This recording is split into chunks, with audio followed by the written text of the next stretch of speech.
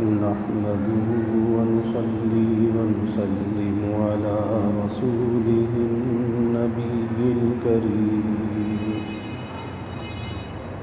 وعلى آله وأصحابه أجمعين.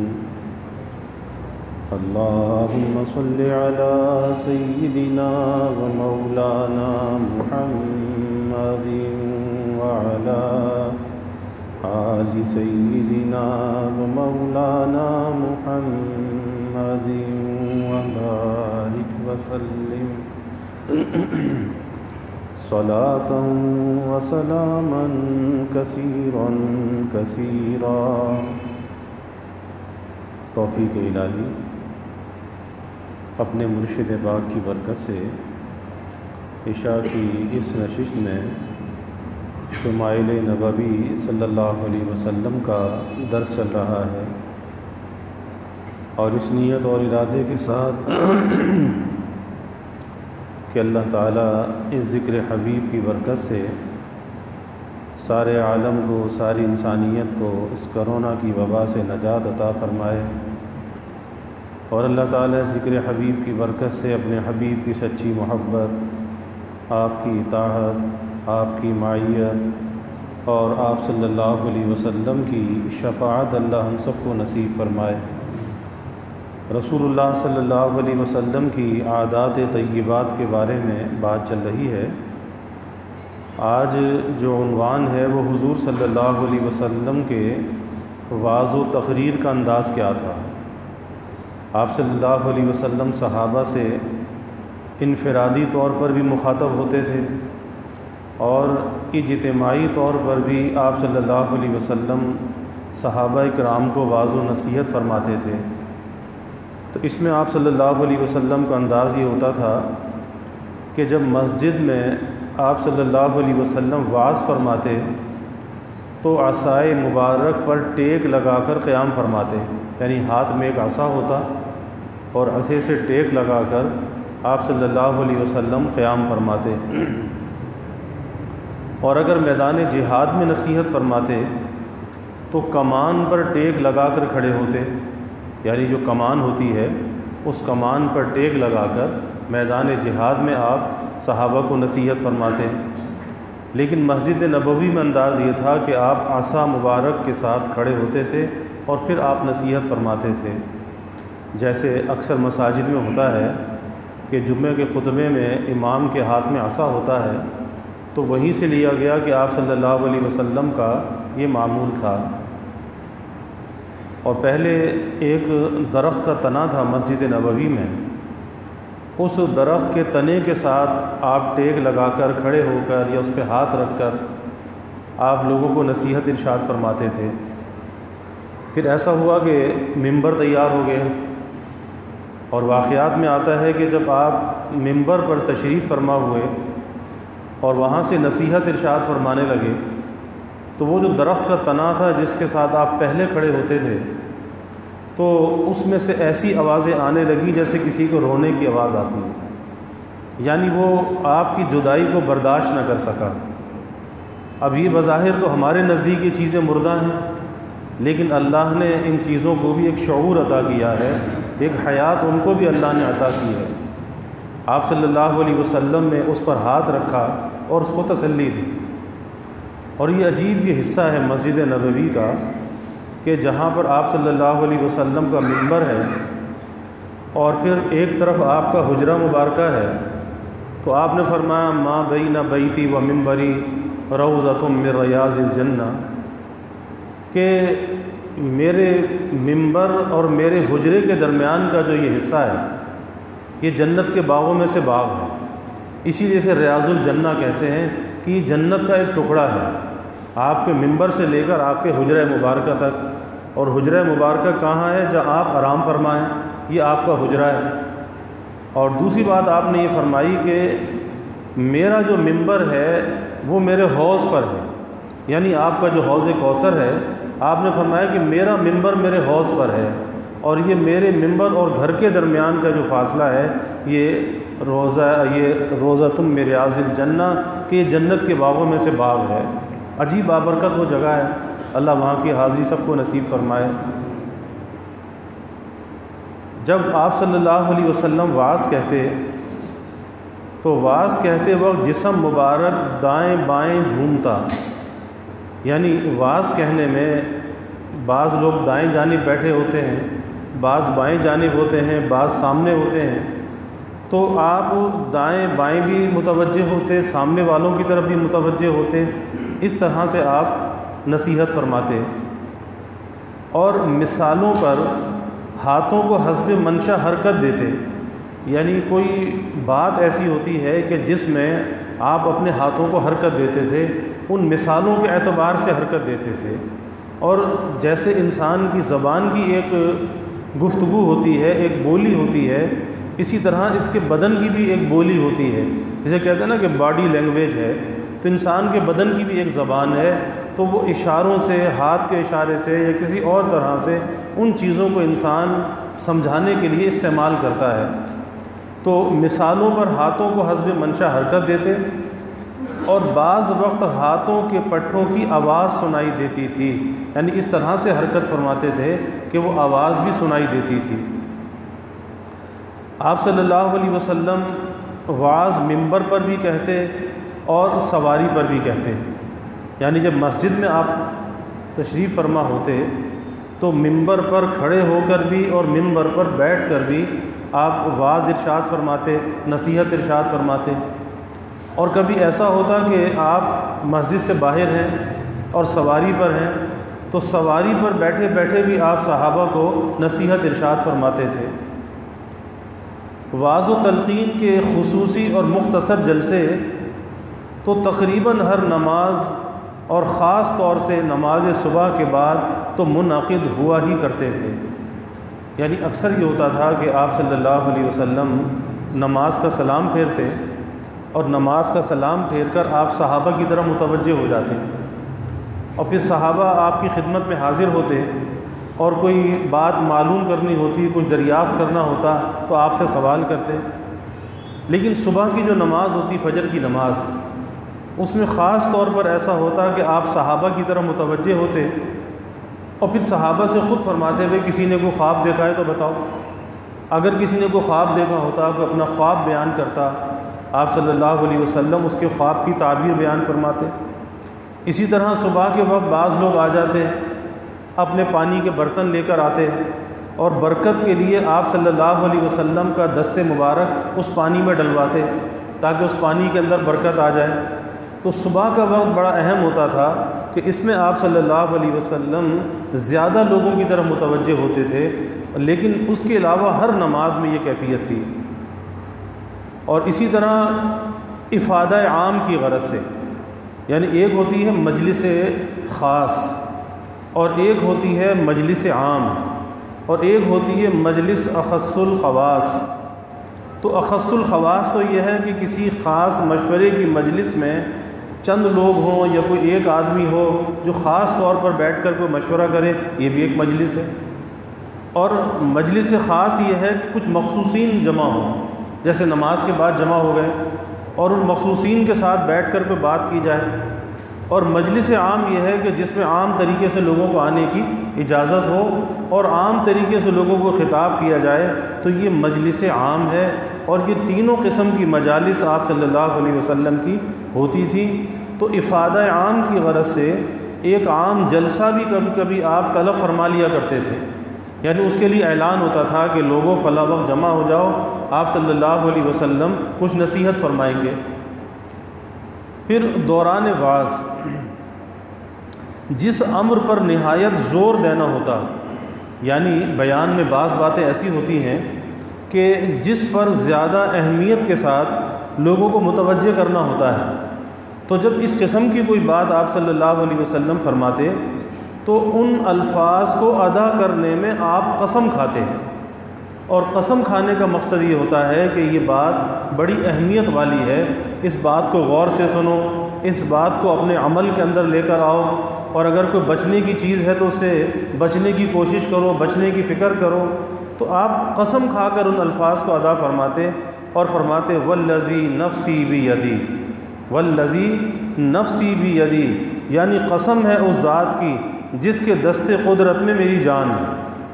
تو قسم کھا کر آپ صلی اللہ علیہ وسلم یہ بات ارشاد فرماتے ہیں، اور یہ آپ صلی اللہ علیہ وسلم کی مجلس کا انداز تھا کہ صحابہ کو آپ اپنے سے بے تکلف فرماتے تھے، کیونکہ اللہ تعالیٰ نے آپ کو ایسا رعب عطا فرمایا تھا کہ اگر آپ صحابہ سے بے تکلف نہ ہوتے تو صحابہ اپنے دل کا حال کہہ نہیں سکتے تھے، وہ سوال کر نہیں سکتے تھے۔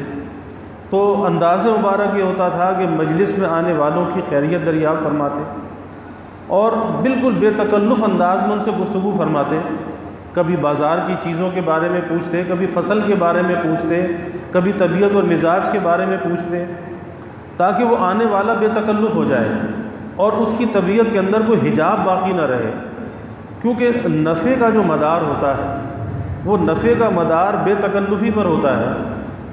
اور کتنا بے تکلف ہونا چاہیے؟ آج بھی جو لوگ اللہ والوں کی صحبت میں جاتے ہیں، علماء کے پاس جاتے ہیں، اگر انسان کی طبیعت میں تکلف ہے تو وہ سوال پوچھنے سے محروم رہتا ہے، وہ طبیعت کا جو تکلف ہے وہ رکاوٹ بن جاتا ہے اور انسان ان کے فیوضات سے محروم رہ جاتا ہے۔ اور اگر طبیعت میں تکلف نہیں ہے تو بے تکلف سوال کر لیتا ہے۔ تو اس لیے اللہ والوں سے، علماء سے تکلف نہیں برتنا چاہیے، بے تکلفی ہونی چاہیے۔ اور بے تکلفی کتنی ہونی چاہیے؟ اس حد تک بے تکلفی ہونی چاہیے کہ بس بے ادبی نہ ہو۔ اس بات کا خیال کریں کہ بے ادبی نہ ہونے پائے، لیکن بے تکلف ضرور ہونا چاہیے، اور نفع کا جو مدار ہے وہ بے تکلفی پر بھی ہے اور مناسبت پر بھی ہے، اور مناسبت جو پیدا ہوتی ہے وہ بے تکلفی کے ساتھ ہوتی ہے، تکلف کے ساتھ کبھی مناسبت نہیں ہوتی۔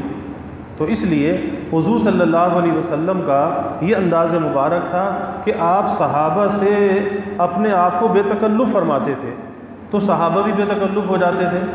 اور پھر صحابہ کو کس درجے آپ نے آزادی دی تھی، یعنی صحابہ پر کوئی دباؤ نہیں تھا، بلکہ بے تکلف آپ کی ہر بات کو سنتے بھی تھے اور اپنی ہر بات کو کہتے بھی تھے۔ جیسے حضرت بریرہ کا واقعہ آتا ہے کہ جب وہ آزاد ہوئیں تو پہلے باندھی تھی، جب آزاد ہوئیں تو شوہر سے جدائی ہو گئی۔ اب ان کے شوہر جو تھے مغیث، وہ یہ چاہتے تھے کہ میرے نکاح میں آ جائیں، اور بریرہ یہ چاہتی تھی کہ مجھے ان سے نکاح نہیں کرنا۔ تو وہ روتے تھے ان کی محبت میں، ان کے غم میں۔ حضور صلی اللہ علیہ وسلم کے پاس آئے، آپ نے بریرہ کو بلایا اور کہا کہ تم مغیث سے نکاح کر لو۔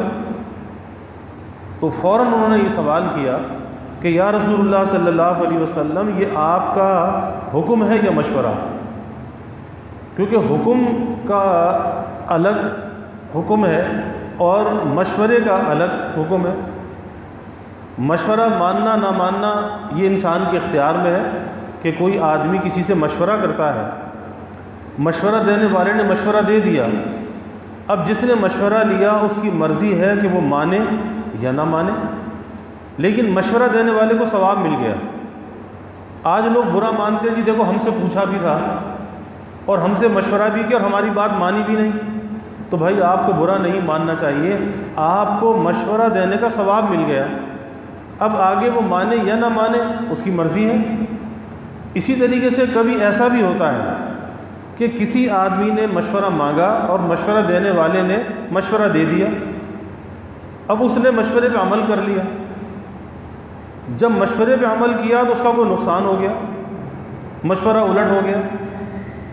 اب وہ کہتا ہے جی فلاں آدمی سے مشورہ کیا تھا، اس کو بدنام کرتا ہے، تو یہ بھی غلط ہے، کیونکہ جس سے آپ نے مشورہ لیا اس نے خیر خواہی سے مشورہ دے دیا، لیکن اس کو وہ عالم الغیب تو نہیں ہے، اس کو نتیجے کا معلوم تو نہیں ہے، اس نے اپنی دانست میں، اپنی سمجھ میں اچھے سے اچھا مشورہ آپ کو دیا، آپ نے اپنی مرضی سے عمل کر لیا، اب اس کے نتیجے کا وہ ذمہ دار نہیں ہے، آپ خود ذمہ دار ہیں، نتیجہ اچھا بھی آ سکتا ہے، نتیجہ برا بھی آ سکتا ہے۔ تو میں یہ عرض کر رہا تھا کہ حضور صلی اللہ علیہ وسلم نے صحابہ کو اتنا بے تکلف کیا تھا کہ حضرت بریرہ رضی اللہ عنہ نے فوراً سوال کیا کہ یہ آپ کا حکم ہے یا مشورہ ہے؟ آپ نے فرمایا کہ حکم تو نہیں ہے، مشورہ ہے۔ کہا کہ اگر مشورہ ہے تو پھر میں آپ کا کہنا نہیں مانتی، میں آپ کا کہنا نہیں مانتی۔ اور حضور صلی اللہ علیہ وسلم نے ان کی اس بات کا برا نہیں مانا کہ جی میں نے تو مشورہ دیا اور انہوں نے میری بات کو نہیں مانا، تو اس لیے اگر کوئی کسی کا مشورہ نہ مانے تو برا نہیں ماننا چاہیے۔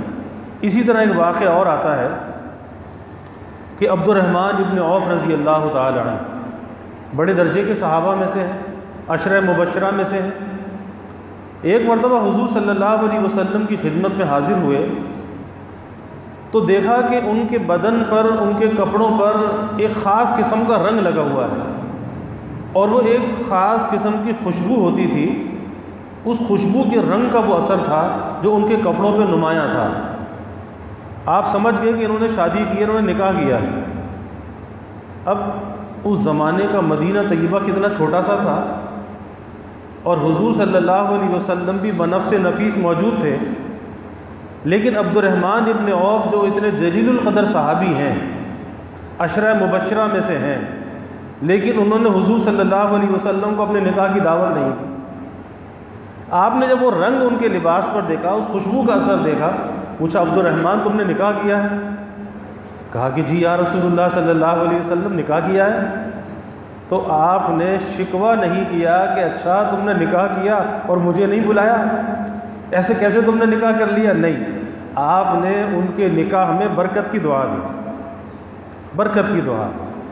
تو پتہ یہ چلا کہ اگر کوئی کسی کو دعوت نہ دے تو بھائی برا نہیں ماننا چاہیے، کہ جب ہمارے نبی صلی اللہ علیہ وسلم نے برا نہیں مانا، آپ تو دو جہاں کے سردار ہیں، آپ کی شان تو براء البراء ثم براء البراء ہے، تو جب آپ نے برا نہیں مانا تو پھر آج ہمیں کیوں برا لگتا ہے کہ اگر کوئی رشتہ دار کسی کو بلاتا ہے تو بسم اللہ چلا جائے، اور اگر نہیں بلاتا تو کوئی بات نہیں، کوئی برا ماننے کی ضرورت نہیں، بلکہ غائبانہ اس کے لیے دعا کرنی چاہیے کہ اللہ اس کے کام کے اندر برکت دے، اللہ اس کے بچوں کی، اولاد کی خوشیوں کے اندر برکت عطا فرمائے، تو اس کے لیے دعا کر دینی چاہیے، لیکن کبھی برا نہیں ماننا چاہیے، کیونکہ یہ برا ماننا جو ہے یہ تکبر کی علامت ہے، یہ بڑائی کی علامت ہے، اور یہ تکبر اور بڑائی اللہ کو پسند نہیں ہے۔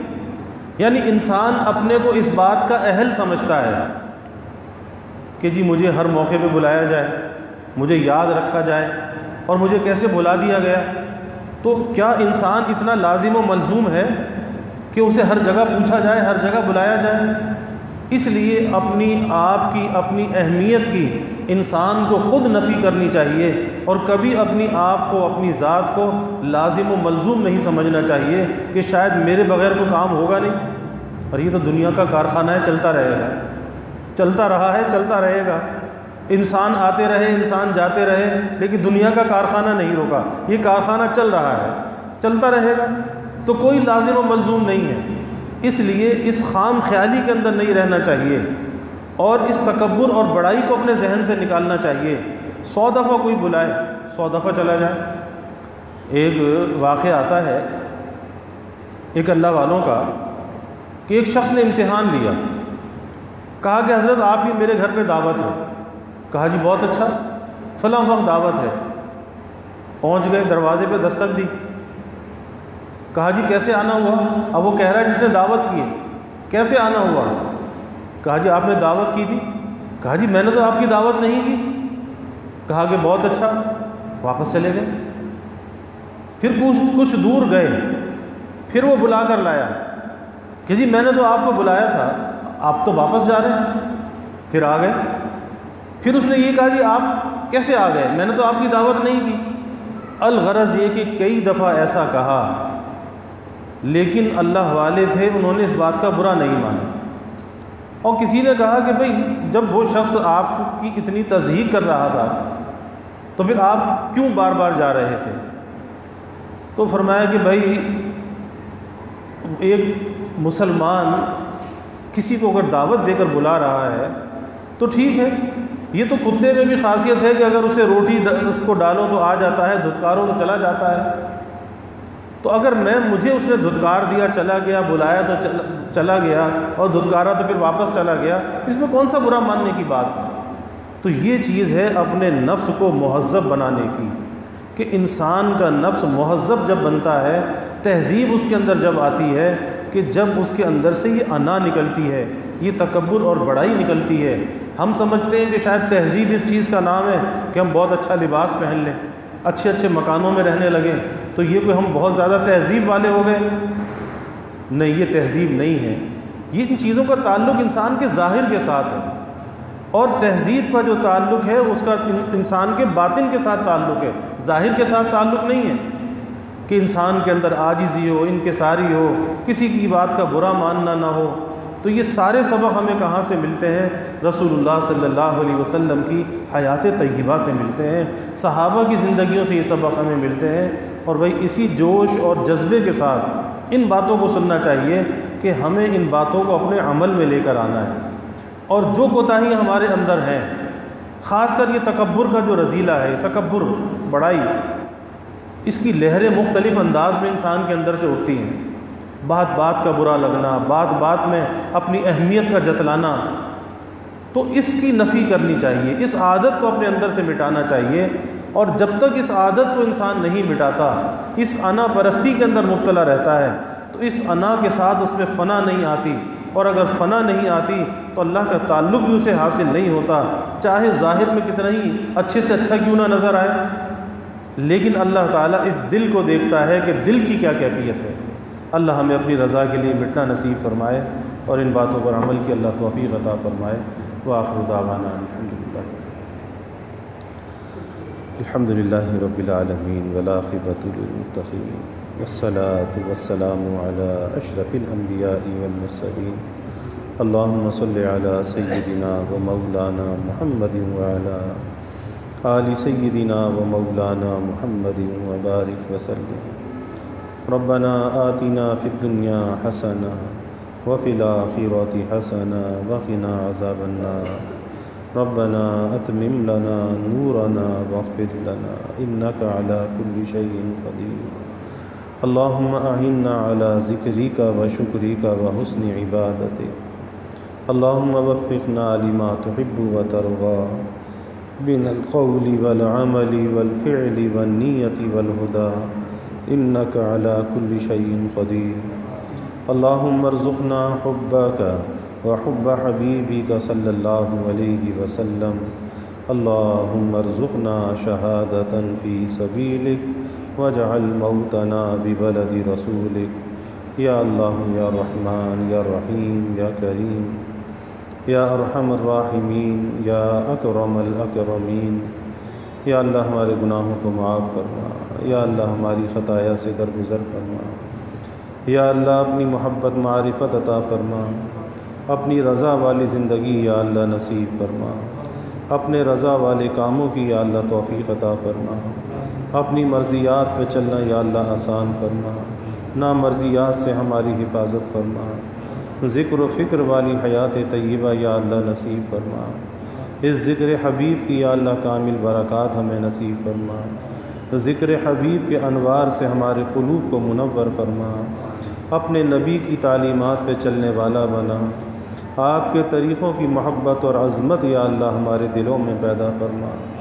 یا اللہ صحابہ کی، خلفائے راشدین کی، اہل بیت کی محبت اور عظمت ہمارے دلوں میں پیدا فرما، ان کے نقش قدم پر یا اللہ ہمیں چلنے والا بنا۔ یا اللہ اپنے نبی کے ساتھ ہمیں وفا کا تعلق نصیب فرما، آپ کی غلامی میں جینے اور مرنے کی یا اللہ توفیق عطا فرما۔ یا اللہ ہمیں ختم نبوت کا ادنا سا سپاہی بنا، اور ناموس رسالت کا، ناموس صحابہ کا یا اللہ ہمیں محافظ بنا۔ یا اللہ ذکر حبیب کی برکت سے سارے عالم کو اس کرونا کی وبا سے نجات عطا فرما۔ یا اللہ اس کے متاثرین دنیا میں جہاں کہیں بھی ہیں، ہمارے ملک میں ہیں، یا اللہ اسپتالوں میں، گھروں میں، یا اللہ سب کو صحت کاملہ عاجلہ مستمر عطا فرما، سب کے لیے اس مشکل کو آسان فرما، اس وبا سے نجات عطا فرما، شفا کو یا اللہ نازل فرما، سب کے دلوں کے نیک ارادوں کو، تمناؤں کو یا اللہ غیب پورا فرما، سب کی حاجات کو یا اللہ پورا فرما، سب کی پریشانیوں کو یا اللہ دور فرما، بیماریوں سے یا اللہ حفاظت فرما، ہر ناگہانی بلا، اور مصیبت سے یا اللہ حفاظت فرما، زمینی آسمانی آفات سے یا اللہ حفاظت فرما، موذی امراض سے یا اللہ حفاظت فرما۔ یا اللہ سب کے علم میں، عمل میں، رزق میں خوب خیر و برکت فرما، ابواب رزق یا اللہ کشادہ فرما، رزق حلال عطا فرما، آسان عطا فرما، برکت والا عطا فرما۔ یا اللہ رزق ظاہر بھی عطا فرما، رزق باطن بھی عطا فرما، اپنی محبت اور معرفت کا رزق عطا فرما۔ یا اللہ اچھے اخلاق کا رزق عطا فرما، نیکی اور طاعت کا رزق عطا فرما۔ یا اللہ کبھی مخلوق کا محتاج نہ بنا، یا اللہ اولاد کا محتاج نہ بنا، ہمیشہ اپنے در کا سائل اور بھکاری بنا، اپنے در کا منگتا اور سوالی بنا، اپنے غیر سے ہماری امیدوں کو قطع فرما، اپنی ذات عالی کا یقین ہمارے دلوں میں پیدا فرما۔ یا اللہ ہر امید کو اپنی ذات سے وابستہ کرنے والا بنا۔ یا اللہ ایمان کی ترقی عطا فرما، اعضاء کی سلامتی عطا فرما، ہر محتاجی معذوری سے یا اللہ ہماری حفاظت فرما۔ یا اللہ ہمارے ملک پر اپنی رحمتوں کا نزول فرما۔ یا اللہ اس ملک کو امن کا، سلامتی کا گہوارہ بنا، ہر قسم کی دہشت گردیوں سے، فرقہ واریت سے، مذہبی منافرت سے اس ملک کی حفاظت فرما۔ یا اللہ ہمیں ایک بنا اور نیک بنا، کلمہ واحدہ پر یا اللہ پوری امت کو متحد فرما۔ یا اللہ دنیا میں جہاں کہیں بھی مسلمان آباد ہیں، سب کے جان، مال، ایمان، عزت، آبرو کی حفاظت فرما۔ یا اللہ گھر بار کی حفاظت فرما، اولاد کی یا اللہ حفاظت فرما۔ یا اللہ جتنے بھی حاضرین ہیں، سامعین ہیں، یا اللہ سب کے گھروں میں چین، سکون، عافیت، راحت عطا فرما، نعمتوں کی فراوانی عطا فرما، ہر قلت اور دقت سے یا اللہ حفاظت فرما۔ یا اللہ سب کے گھروں کے ماحول کو جنت نشاں بنا، آپس میں محبتیں، الفتیں پیدا فرما، نفرت کو، عداوت کو یا اللہ دور فرما۔ یا اللہ سب کی اولادوں کو نیک صالح بنا، آنکھوں کی ٹھنڈک بنا، مستقبل تابناک بنا، والدین کے لیے صدقہ جاریہ بنا۔ یا اللہ ہمیں دین، دنیا، آخرت کی ہر بھلائی عطا فرما، ہر شر سے، ہر فتنے سے حفاظت فرما۔ یا اللہ ہمیں عافیت دارین عطا فرما، عافیت دائمہ عطا فرما۔ ربنا تقبل منا انک انت السمیع العلیم وتب علینا انک انت التواب الرحیم وجزا اللہ عنا محمدا صلی اللہ علیہ وسلم ما هو اہلہ وصلی اللہ تعالی وسلم علی النبی الکریم آمین برحمتک یا ارحم۔